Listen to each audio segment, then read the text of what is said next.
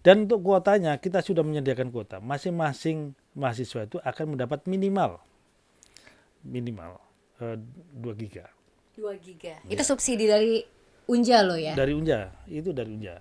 Jadi kita akan siapkan, termasuk dosennya. Jadi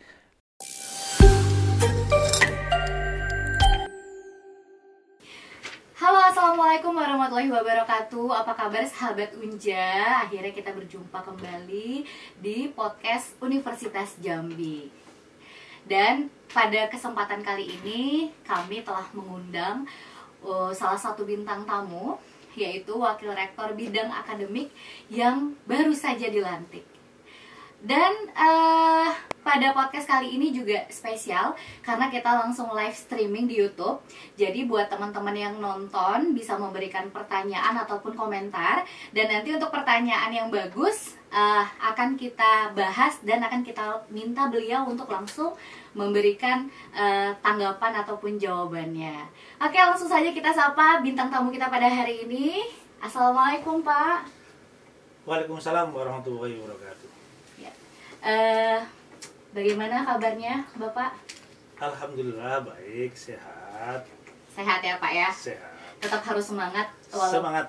walaupun harus melaksanakan segudang aktivitas di keadaan new normal ini ya. Tuh. Baik, Pak, sebelumnya kami mau mengucapkan selamat terlebih dahulu kepada Bapak Dr. Kamit MSI yang baru saja dilantik menjadi Wakil Rektor Bidang Akademik periode 2020-2024 insya Allah. Baik, Pak, sebelum kita bicara soal akademik, mungkin bisa Bapak ceritakan ataupun Bapak jabarkan kira-kira apa saja yang sudah dipersiapkan untuk membantu kinerja rektor dalam mewujudkan visi misi Universitas Jambi ini, khususnya di bidang akademik. Oh iya, terima kasih Mbak Rina. Jadi secara garis besar bahwa visi rektor Universitas Jambi ini adalah apa yang dikatakan sebagai Unja Smart. Ya, di samping visi Broadcast University berbasis pada agro industri dan lingkungan. Tapi barangkali saya ingin menjelaskan tentang bagaimana smart itu akan mewarnai dalam setiap aktivitas akademik di Universitas Jambi. Pertama bahwa kita harus memberikan layanan sehingga proses akademik dapat meningkatkan potensi mahasiswa sehingga mereka dapat bersaing di dunia kerja. Yang selanjutnya adalah yang khususnya bidang saya, di samping student achievement juga ada academic reputation. Nah, academic reputation ini berkaitan dengan bagaimana sih Unja ini bisa disetarakan dengan perguruan tinggi lain yang lebih dulu established. Apa yang kita lakukan adalah bagaimana kita bisa mendongkrak jumlah prodi-prodi yang bisa memiliki akreditasi unggul. Jadi selama ini kita punya 89 program studi, hanya 10% saja yang kita memiliki akreditasi A atau unggul. Dan itu kita harus tingkatkan terus, baik dari segi jumlah maupun kualitasnya. Nah, berkaitan itu pula bahwa kita beberapa minggu yang lalu ini juga sudah dapat hibah untuk pendampingan akreditasi internasional untuk 2 program studi, yaitu pada Fakultas Hukum dan pada Fakultas Sains Teknologi, khususnya pada program studi kimia.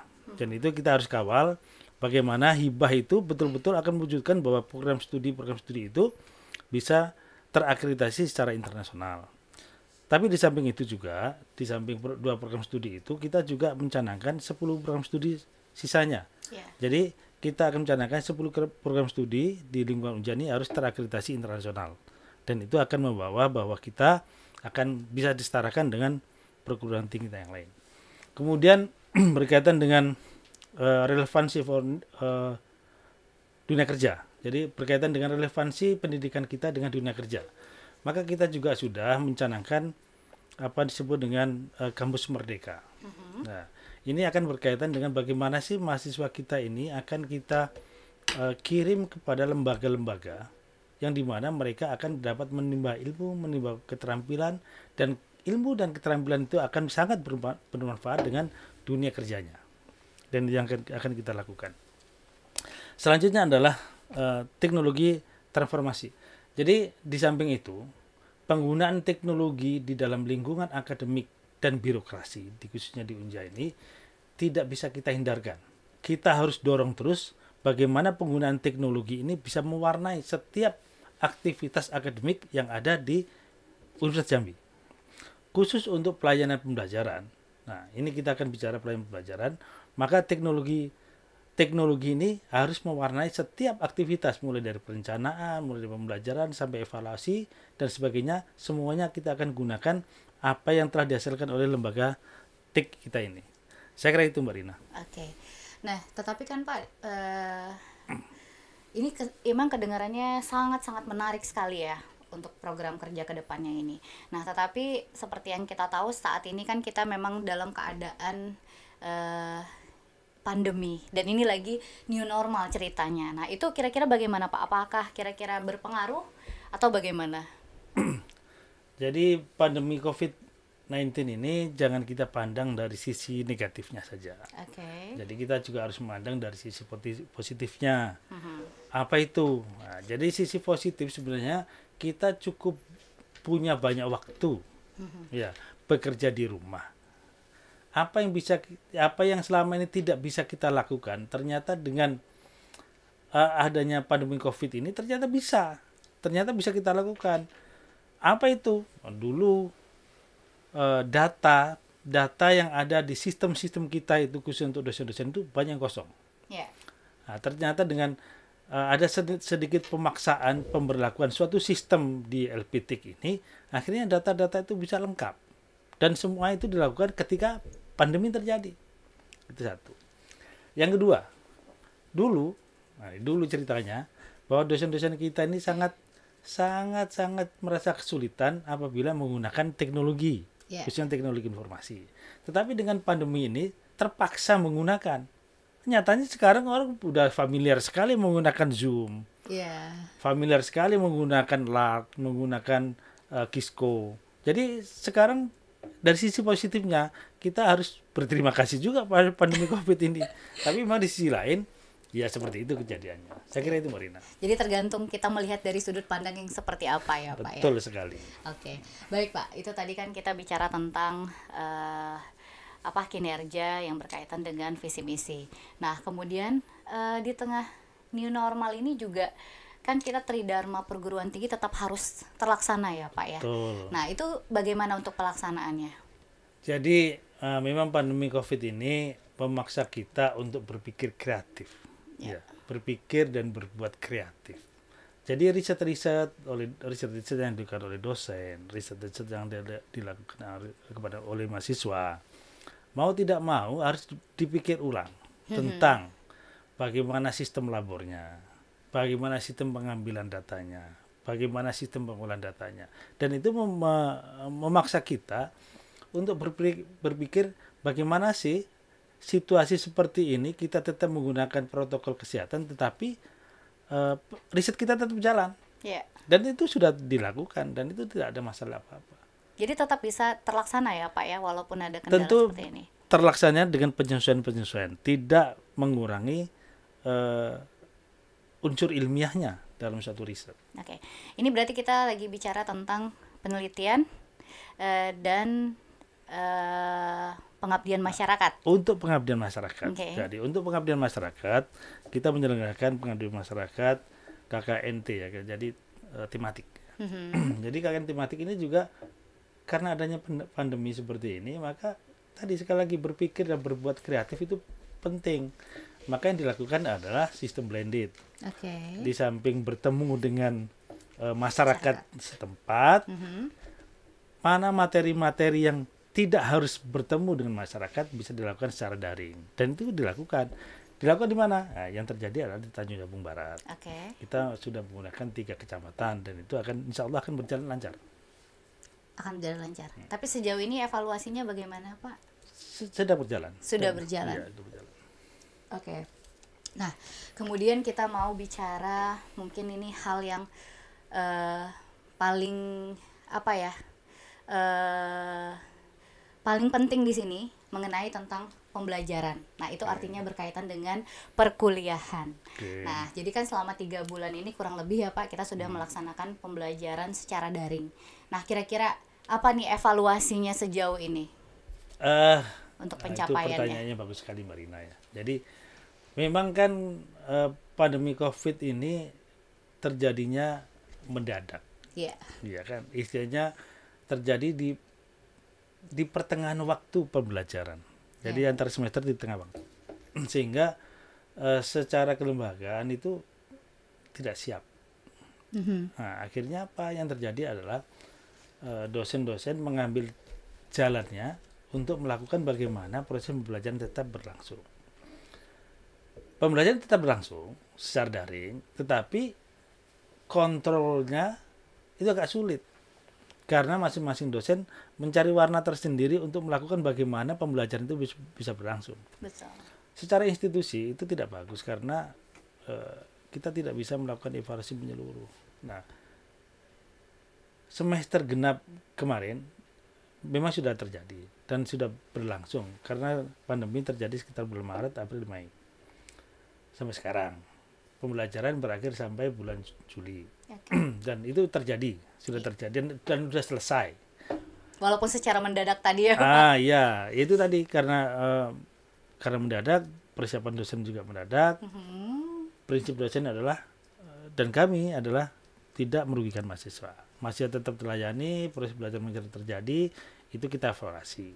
Nah, evaluasi ini akan kita gunakan sebagai pembelajaran untuk semester depan. Nah, semester depan ini kita akan menggunakan pembelajaran daring juga, pakai e-learning ya, pakai e-learning. Dan itu kita akan melakukan secara melembaga, dan itu yang akan terjadi semester depan. Jadi untuk kedepannya ini mungkin akan ada seperti pengawasan agar tidak kemana-mana gitu ya Pak. Betul ya, untuk sekali, pelaksanaan Marina. daringnya. Ya, betul sekali. Tetapi untuk sejauh ini dengan pelaksanaan daring ini kan kita semua orang pasti kaget ya Pak, baik itu dosen, baik itu mahasiswa. Nah, bagaimana untuk pencapaiannya sendiri? Ya, jadi memang pembelajaran pada semester kemarin, khususnya capaian pembelajaran mata kuliah itu tidak optimal tercapainya. Kenapa tidak optimal? Karena pembelajaran daring yang dilakukan melalui Zoom, katakanlah Zoom meeting misalkan begitu, itu hanya pengetahuan saja yang didapatkan. Dan kalau hanya pengetahuan itu sebenarnya bisa dicari dari sumber yang lain. Betul. Nah, jadi berdasarkan itu nanti kita akan evaluasi dan itu kita akan gunakan hasil evaluasi itu untuk bagaimana penyempurnaan pembelajaran di masa pandemi ini, itu di masa new normal yang sekarang diistilahkan orang, untuk semester ke depan. Nah, jadi semester ganjil ini kita akan tetap menggunakan e-learning. E-learning. Jadi akan diseragamkan semuanya pakai e-learning. Betul. Ya. Karena kan memang kalau untuk penggunaan aplikasi yang lain itu kan seperti kemarin mungkin untuk kontrolnya juga kurang ya Pak ya, apa benar terlaksana, kemudian dari jumlah peserta didiknya, apakah semuanya bisa mengikuti atau tidak. Nah, kemudian juga ini dengan adanya perkuliahan daring ini tentu menimbulkan pro dan kontra ya Pak. Sebagian mungkin merasa nyaman dengan perkuliahan seperti ini, tapi sebagian lagi mungkin ada juga yang menolak. Nah, dari sudut pandang mahasiswa nih Pak, jadi kita ada beberapa mahasiswa, mungkin kita mendengar isu lah ya, yang mereka mungkin merasa keberatan mengenai UKT, karena mereka berpikirnya kan kalau misalnya perkuliahan daring berarti mereka tidak menikmati nih fasilitas yang harusnya mereka nikmati selama berada di kampus. Nah, sementara untuk kebijakan dari kampus kita sendiri mengenai UKT ini bagaimana untuk kedepannya ini Pak? Unja ini Mbak Rina tidak terlepas dari kebijakan kementerian. Ya. Nah, perlu diingat itu Unja tidak terlepas dari kebijakan kementerian. Apa yang diputuskan Unja itu tidak boleh melebihi apa yang diputuskan oleh kementerian. Oke. Jika kementerian kemudian memberikan rambu-rambu tentang bagaimana penyelenggaraan pembelajaran pada musim pandemi COVID-19 ini, tentu kita ikuti itu. Yeah. Tidak boleh melebihi itu. Nah, tidak boleh melebihi itu. Ada beberapa yang dinyatakan oleh kementerian, salah satunya adalah penyesuaian UKT bagi yang terdampak. Ingat itu, bagi yang terdampak. Yang terdampak itu siapa? Nah, kan itu kan. Tentu yang terdampak ini orang tuanya, mahasiswa nggak terdampak. Ya. Mahasiswa orang tuanya. Nah, orang tuanya ini kan mungkin penghasilannya 1 bulan biasanya 10 juta. Karena pandemi Covid ini jadi 5 juta saja. Tentu kalau seperti ini perlu ada pemikiran bagaimana sih membantu mereka. Nah, tentu yang terdampak saja, yang tidak terdampak bagaimana? Yang terdampak ya tidaklah. Kan yang tidak terdampak anak pegawai negeri, anak Polri, anak TNI, anak BUMN misalnya gitu semacam. Ya ini kan secara ekonomi kan tidak terdampak. Jadi tetap syarat dan ketentuan berlaku. Tentu iya, tentu ada begitu. Itu yang namanya gotong royong itu begitu. Iya. Tapi mungkin perlu dijelaskan lebih mendetail lagi gitu Pak, karena mereka mungkin kan pemikirannya adalah kemana perginya UKT yang dibayarkan ini. Toh ternyata kuliahnya hanya daring, menggunakan Zoom, menggunakan e-learning. Nah, sementara kan kampus tidak ada aktivitas. Mungkin pemikirannya seperti itu. Mungkin bisa Bapak sebenarnya saya Mbak Rina, kompetensi saya itu bicaranya akademik. Yeah. Ya. Tapi kalau sudah menyangkut uang itu tentu wakil rektor yang lain, ya. Tetapi mungkin saya berikan gambaran bahwa UKT mahasiswa itu hanya menyumbang sekitar 25% dari biaya penyelenggaraan pendidikan di perguruan tinggi. Jadi kalau kita bicara mana uang itu, nah itu kan sebenarnya cuma 25% gitu. Tapi itu yang terjadi, seakan-akan bahwa Unja ini hidupnya dari UKT, itu salah. Nah, iya mungkin ini yang harus diberikan pemahaman nih kepada mungkin mahasiswa ya, yang mungkin kemarin ada selentingan pertanyaan-pertanyaan. Jadi kali ini kita bahas supaya clear gitu Pak. Jadi tidak ada kesalahpahaman. Jadi udah dijawab kalau ternyata sebenarnya uangnya ini yang masuknya ke negara gitu. Jadi hanya 25% saja. 25% dari postur anggaran yang dibutuhkan oleh Unja. Oke. Nah, kemudian Pak, untuk perkuliahan daring ini tentunya kita sangat bergantung sekali dengan kuota internet. Nah, kalau bicara kuota internet, berarti balik lagi nih ke kos yang harus dikeluarkan baik dari dosen, baik dari mahasiswa. Nah, dari Unja sendiri nih, ada nggak solusi yang diberikan, misalnya semacam kerjasama dengan provider atau lain sebagainya lah yang bisa meminimalisir kos untuk penggunaan kuota ini? Benar Mbak Rina ya. Jadi kalau kita bicara semester kemarin itu udah lalu ya. Iya. Ya, udah lalu. Tapi nggak apa-apa untuk evaluasi aja ya Pak ya. Karena semester kemarin kan ini waktu berjalan, waktu berjalan bencana terjadi. Itu bencana ya, bencana nasional ya, non alam ya. Bukan kehendak kita. Bukan kehendak kita. Jadi memang susah kan. Jadi kalau sedang berjadi, kemudian tiba-tiba kita mengubah anggaran itu sesuatu yang tidak mungkin. Itu sesuatu yang sulit dilakukan. Maka yang terjadi itu seperti seliweran gitu. Ini kuliah di Rima, ini kuota susah, segala macam. Tiba pakai Zoom nggak keluar gambarnya segala macam-macam di kampung ya. Jadi ke depan itu kita sudah canangkan bahwa kuliah semester depan tetap menggunakan kuliah daring dengan menggunakan fasilitas yang ada di LPTIK. Apa tuh fasilitasnya? Kita menggunakan LMS, Learning Management Systemnya. Semuanya harus ke sana. Semua harus ke sana. Dan untuk kuotanya kita sudah menyediakan kuota. Masing-masing mahasiswa itu akan mendapat minimal 2 giga. 2 giga. Itu subsidi dari Unja loh ya? Dari Unja, itu dari Unja. Jadi kita akan siapkan, termasuk dosennya. Jadi kuota itu hanya akan dipergunakan untuk pembelajaran, tidak untuk yang lain. Nah, Ya. itu. Jadi perlu dicatat ya, 2 giga itu dipergunakan hanya untuk proses perkuliahan saja. Nggak boleh dipakai untuk yang lain. Dan nggak bisa juga ya Nggak Pak bisa ya? juga. Jadi insya Allah kalau dengan itu cukuplah untuk pembelajaran. Iya. Gitu. Karena kan memang kalau kita bicara soal evaluasi yang kemarin-kemarin itu ya Pak ya, itu juga dengan perkuliahan yang menggunakan Zoom, itu kan membutuhkan kuota yang tidak sedikit. Betul. Iya. Jadi nanti juga gini Mbak Rina. Jadi strategi pembelajarannya itu bagi mata kuliah yang ada labor, ada laboratorium, itu nanti sebisa mungkin praktikumnya itu di ujung akhir.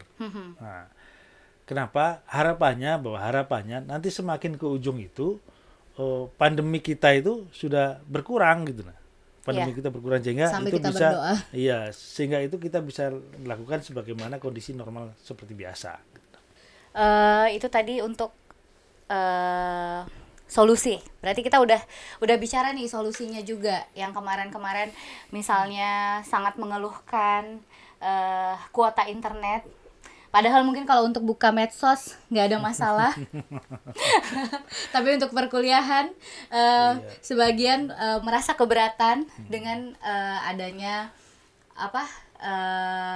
kebutuhan kuota yang membludak. Tapi kan memang untuk kemarin itu bisa kita maafkan karena kita maklumi juga karena memang semuanya kaget. Jadi dari dosen juga mungkin mencari cara yang paling pas, yang nyaman menggunakan Zoom, yang menggunakan WhatsApp, atau menggunakan e-learning. Nah, untuk e-learning ini kan kedepannya kita akan menggunakan ini ya Pak ya, seragam semuanya. Nah, kalau untuk e-learning ini mungkin seperti apa? Bisa dijabarkan? Iya, sebenarnya kan dosen-dosen kita ini juga sudah dilatih untuk e-learning ini Mbak Rina. Nanti nggak ada alasan sih sebenarnya mereka untuk menyatakan tidak bisa. Nyatanya ketika situasinya terpaksa semuanya bisa. Yeah. Nah, jadi insya Allah nanti ke depan kita akan bisa. Jadi nanti mahasiswa itu akan memiliki QR code ya. Jadi itu akan digunakan untuk memvalidasi bahwa dia akan hadir di suatu perkuliahan. Sehingga dosen-dosen tidak capek-capek untuk membuat daftar hadir segala macam, dan itu akan langsung terintegrasi ke Syakat. Yeah. Jadi itu akan dengan mudah dosen itu mengenali mahasiswa mana sih yang datang dan mana tidak datang. Dan itu bahkan bisa jadi nanti di sistem itu, oh ini datangnya sebentar aja, oh ini lama akan kelihatan. Jadi itu akan digunakan untuk memonitor bagaimana sih perkuliahan mata kuliah tertentu itu bisa berjalan dengan baik. Saya kira itu akan menjadi fasilitas yang cukup memadai, mumpuni untuk digunakan bagaimana perkuliahan itu betul-betul terukur. Nah, kalau selama ini kan nggak terukur. Iya. Kuliah di mana-mana, mahasiswa datang, kadang-kadang tampil namanya, nggak tampil orangnya. Nah, ke depan saya kira tidak bisa begitu lagi. Tapi kalau untuk pemahaman materi sendiri, apakah kira-kira bisa tercapai ya Pak ya? Atau mungkin contohnya untuk mata kuliah yang bisa dikatakan berat, agak sulit. Nah, itu kira-kira dengan daring ini akan bisa terwujudkah? Atau pencapaiannya seperti apa? Kalau yang dibelajarkan itu pengetahuan tuh Mbak Rina ya, pengetahuan. Saya kira duduk pun berminggu-minggu di meja belajar, duduk pun berminggu-minggu di kursi belajar juga sama gitu loh. Tergantung kitanya bagaimana sih mau melakukan pembelajaran, ya kan? Betul. Strategi belajar kita seperti apa? Ya, kalau maunya kita tatap muka pun sebenarnya kalau misalkan kita hanya pengetahuan saja tidak perlu datang ke kampus. Betul. Nah, atau datang hanya duduk saja. Hanya duduk saja. Ya, kira-kira begitulah ya. Kurang lebih seperti itulah. Tapi pada intinya semua keadaan ini kan bukan kehendak kita ya Pak ya. Dan mudah-mudahan dengan solusi-solusi yang diberikan ini semuanya dapat berjalan dengan baik. Pak, mungkin bisa diminum dulu. Oh ya, Mbak Rina. Sambil kita menunggu pertanyaan dari rekan-rekan.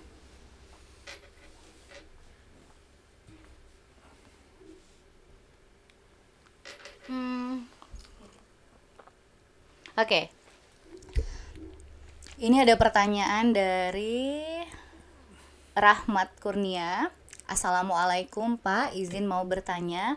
Jadi kita ini kuliah online sesuai Kemendikbud atau kuliah tatap muka dengan protokol kesehatan? Nah, mungkin bisa langsung dijawab Pak. Jadi surat edaran yang dikeluarkan oleh Kemendikbud itu adalah bahwa kita tetap kuliah daring. Tetap kuliah daring. Kuliah daring. Jadi semester ini kita semester ganjil ya, ganjil 2020-2021 kita kuliah daring. Oke. Nah, kuliah daring itu kita gunakan manajemen yang ada di LPTIK, yaitu LMS Learning Management System yang dikeluarkan oleh LPTIK. Jadi kita gunakan itu. Mahasiswa dosen harus menggunakan sana. Ya, berarti tetap Dan ini akan kita evaluasi gitu. Kita evaluasi perkembangan COVID ini seperti apa. Dan setiap saat kan berubah ini. Kementerian mengubah edaran itu berubah, kadang setiap minggu ini berubah. Sementara ini adalah edaran yang dikeluarkan oleh kementerian adalah kita menggunakan kuliah daring. Masih kuliah daring. Iya. Berarti yang sekarang mungkin masih berada di mana entah berantah, tetap bisa bernafas lega karena Mungkin bernapas itu tergantung Mbak, lega enggaknya itu tergantung cara pandang. Bergantung cara pandangnya. Ya, lega enggaknya itu bergantung cara pandangnya. iya, tapi kan tetap seperti yang Bapak katakan, kita harus melihat dari sisi positifnya. Nah, jadi mungkin yang jauh ya harus berpikir positif. Alhamdulillah, yang tadinya mungkin harus merantau jauh dari orang tua, sekarang tetap berada di kampung dengan keluarga, tetapi tetap bisa menimba ilmu atau tetap bisa kuliah seperti biasa, ya nggak Pak? Itu salah satu kalau kita mau melihat dari sudut pandang positifnya. Mungkin Bapak ingin menambahkan lagi? Jadi sekali lagi karena sistem kita kuliah semester depan itu sesuai dengan surat edaran yang dikeluarkan oleh kementerian, maka kita menggunakan daring. Dan harapannya adalah mahasiswa dapat menggunakan fasilitas itu. Jadi kalau misalkan ada kuota yang diberikan oleh universitas, maka gunakan untuk belajar. Ya, memang tidak bisa digunakan untuk yang lain, memang untuk belajar, tapi untuk belajar itu maksimalkan penggunaannya gitu. Maksimalkan penggunaannya. Saya kira itu Mbak Rina. Oke. Itu kan tadi untuk perkuliahan Pak. Kemudian kalau untuk tugas akhir seperti skripsi, mau yang ujian atau seminar proposal atau penelitian. Kalau penelitian tadi udah kita bahas ya. Ya.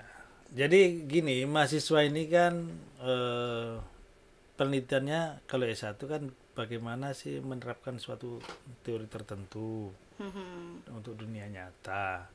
Tapi kan tidak serta-merta itu bisa dilakukan. Betul. Kenapa? Nah, misalkan ketika mengambil data tidak ada tempat yang bisa digunakan. Tentu itu kendala COVID. Maka dari awal sudah disampaikan bahwa mahasiswa yang pengambilan datanya atau segala sesuatu yang berkaitan dengan manusia atau objek-objek tertentu yang tidak mungkin dikumpulkan, pembimbing disarankan untuk memindahkan fokus penelitiannya menjadi studi literatur. Dan itu membantu mahasiswa, harus dilakukan. Tidak boleh ngotot-ngototan gitu loh. Yang punya masalah itu mahasiswa, yang punya studi itu mahasiswa, maka pembimbing wajib hukumnya untuk mengikuti membimbing mahasiswanya ke arah itu untuk menyelesaikan studinya. Itu yang untuk penelitian mahasiswa. Nah, kemudian berkaitan dengan misalkan ada seminar proposal, ujian skripsi dan sebagainya. Nah, karena ujian skripsi itu sifatnya yang begitu sedikit dengan keadaan new normal sekarang ini, maka itu bisa dilakukan offline. Tetapi tetap menggunakan protokol kesehatan. Apa itu? Gunakan masker, jaga jarak. Itu hukum wajibnya. Iya, terus gitu. cuci tangan yang rajin sebelum dan sesudahnya. Karena juga di Universitas Jambi sendiri juga sudah menyediakan fasilitas cuci tangan yang sangat banyak ya di beberapa titik. Nah, kemudian itu tadi udah clear untuk tugas akhir. Ya, tadi kita menyinggung sedikit nih Pak tentang yang penyesuaian UKT ini kan kepada mahasiswa yang berdampak. Nah, itu kemarin seperti apa Pak untuk ininya pada UKT semester ini? bagaimana pelaksanaan dari penyesuaian UKT ini? Itu sudah ada surat edaran lagi dari rektor ya berkaitan dengan itu. Dan kita ikuti saja itu. Ikutilah prosedurnya yang sudah di-share di fakultas. Ada itu Mbak Rini, dan mahasiswa udah tahu itu. Dan gunakan itu kalau memang kita, orang tua kita merasa terdampak secara ekonomi karena adanya pandemi Covid itu, ya gunakan itu. Tentu dengan syarat-syarat yang dipersyaratkan. Penuhilah syarat-syaratnya itu. Misalkan pernyataan dari RT, keterangan dari orang tua. Ikuti saja dan ajukan itu. Dan itu divalidasi ya nantinya. Betul, tentu iyalah kalau nggak validasi. Kita bukan tidak percaya, tapi tetap aja curiga jalan terus. Segala sesuatu tetap harus divalidasi, informasi apapun itu. Betul. Nah, kemudian masih ada pertanyaan lagi?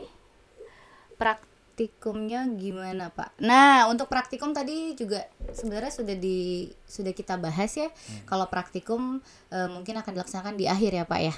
Di ujung-ujung. Di ujung-ujung. Mudah-mudahan sambil mengevaluasi bagaimana COVID ini, mudah-mudahan nanti semakin membaik sehingga perkuliahan kita bisa kembali normal.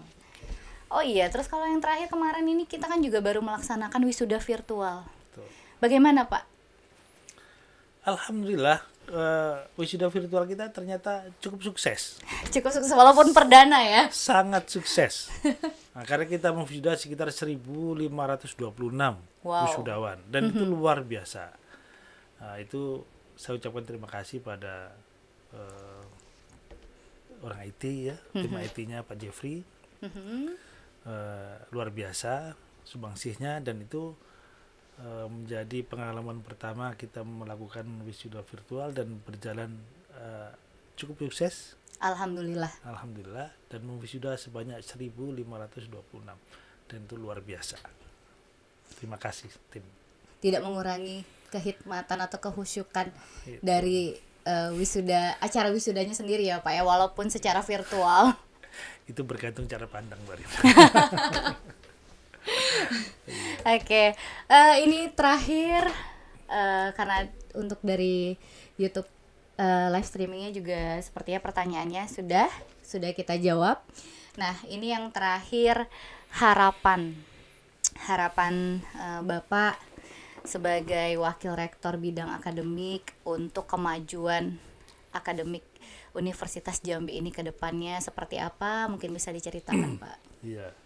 Unja ini berjalan tidak sendiri dilakukan oleh orang per orang, tapi dilakukan oleh tim.